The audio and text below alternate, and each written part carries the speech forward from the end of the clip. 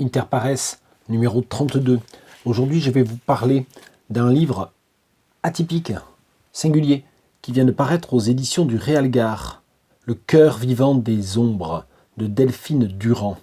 Et comme toujours dans ces collections des éditions du Réalgar, il y a vraiment deux auteurs. Il y a l'autrice du texte et puis il y a l'auteur des illustrations. Et cet auteur, c'est un écrivain, lui aussi, et peintre, que je découvre peintre, Hubert Haddad. Et je commence par vous montrer quelques-unes des peintures d'Hubert Haddad reproduites dans ce livre et qui, comme toujours dans ces magnifiques collections des éditions du Réalgar, dialogue vraiment avec le texte. Et on voit qu'il y a un vrai projet derrière et que c'est admirablement mené. Et on peut bien entendu en remercier, en féliciter de manière continuelle l'éditeur Daniel Damar, édition du Réalgar. Et là, je le dis d'autant plus volontiers qu'il m'arrive de chroniquer des livres du Réalgar qui m'ont été envoyés gracieusement par l'éditeur. Celui-là, je me le suis acheté avec mes sous. Donc voilà, il n'y a pas de soupçon, je ne sais quelle nature. Donc un très beau livre, très émouvant, qui parle principalement de la Shoah, de l'extermination des Juifs. Pas seulement de manière parfois indirecte, parfois un peu abstraite. Il y a quelques pages que je ne suis pas sûr d'avoir entièrement comprises. Et donc, je vais, plutôt que de blablater, juste vous dire qu'il y a des alternances de prose, de poésie en vers libre, des passages qui sont des passages plus théâtralisés en fait, des rapprochements avec ce qui s'est passé en 2015 à Paris avec les attentats de janvier et de novembre. Donc il y a, voilà, quand je dis ça parle de la Shoah, oui, ça parle de la Shoah notamment et nommément et, comment le dire, profondément. Page 26, septembre 1940. Félix Nussbaum sortit de la synagogue imaginaire du camp de Saint-Cyprien en songeant à la pénible expérience de mourir. La veille, un rouleau de Torah avait été jeté dans le tonneau qui servait de latrine aux prisonniers. Étrange ennemi de tous les Wannsee. Il avait laissé Felka à Bruxelles où il menait une vie recluse. Il s'était disputé la veille de son arrestation. Elle pleurait dans la pénombre. « Tu es étranger au monde. Tu n'as rien à apporter, tu ne peux rien recevoir. » Il se penchait vers sa bouche. « Oui, je n'ai pas droit à la vie. Je t'insulte par ma seule présence tellement je suis bas que la vie en moi ne prend que les formes les plus égoïstes. » Felka, si pauvrement vêtu dans sa robe de soie noire élimée, levant dans un spasme ses mains, pressé dans la foule tandis qu'un camion l'emportait avec un convoi de déportés dans le sud de la France.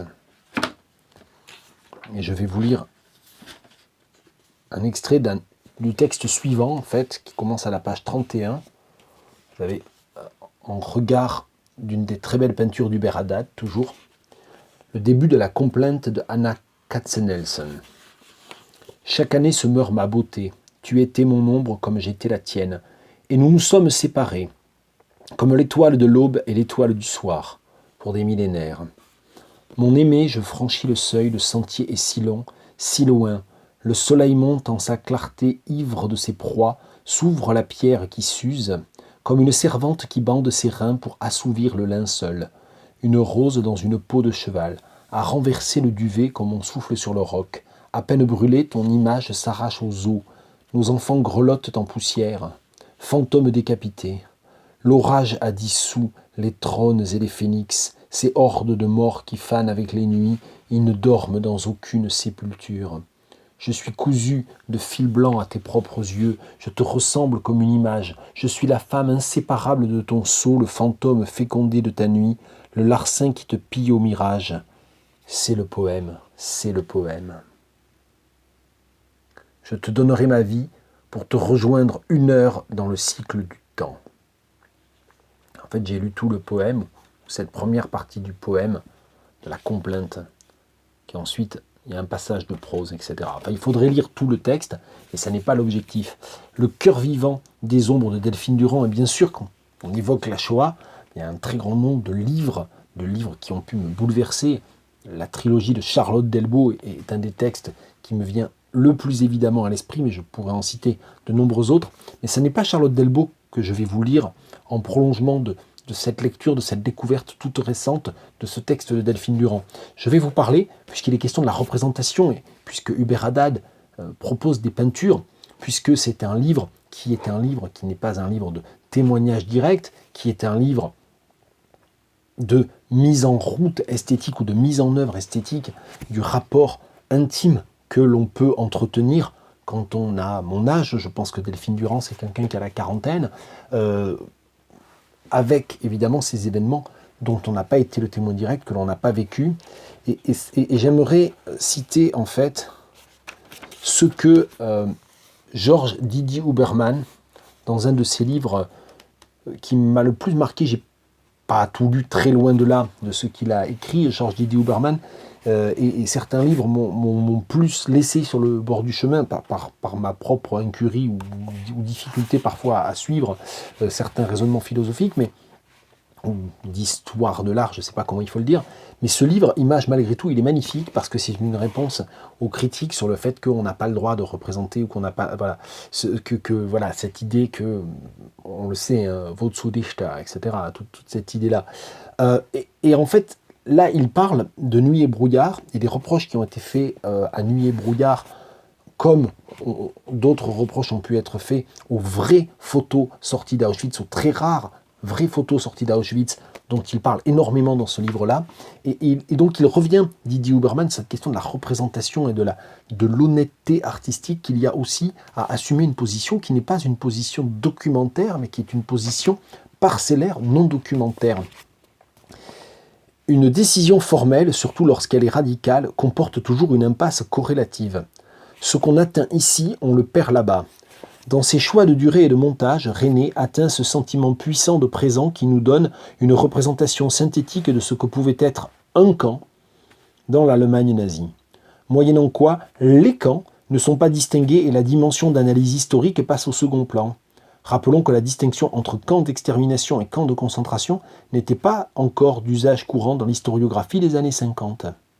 Moyennant quoi, l'image des corps squelettiques vient faire, citation, écran au massacre de femmes et d'enfants en pleine santé conduits dans les chambres à gaz dès leur descente des convois. Fin de citation, et c'est une citation de Lindbergh, Clio de 5 à 7. Didier Huberman poursuit, c'est aux pages 164-165, le chapitre Image montage ou Image mensonge. Mais tout est beau, alors en le refeuilletant, j'étais à nouveau replongé dedans. Donc, je me suis interrompu. Je poursuis sur ce qu'il dit, une partie de ce qu'il dit, pour justifier la démarche esthétique de René. Mais on ne peut pas reprocher à une œuvre de ne pas tenir une promesse qu'elle n'a pas faite. Le film de René ne prétendait en rien tout apprendre des camps et ne proposait plus modestement qu'un accès à l'inaccessible. Citation de Jean Quérol, Nuit et brouillard. Cette réalité des camps, méprisée par ceux qui la fabriquent, insaisissable pour ceux qui la subissent, c'est bien en vain qu'à notre tour nous essayons d'en découvrir les restes. Voilà tout ce qui nous reste pour imaginer. Nous qui feignons de croire que tout cela est d'un seul temps, disait encore courageusement la voix de Nuit et brouillard.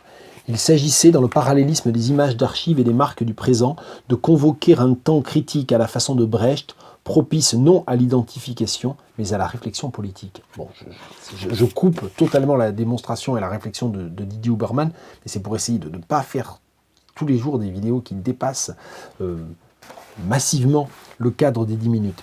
Donc on l'aura compris, un texte comme le texte de Delphine Durand remue, et il remue, il rappelle, il renvoie aussi non seulement aux œuvres d'art, mais à la réflexion qu'il y a sur l'histoire et les témoignages directs, mais aussi sur les fictionnalisations malgré tout, les images malgré tout de Didier Huberman.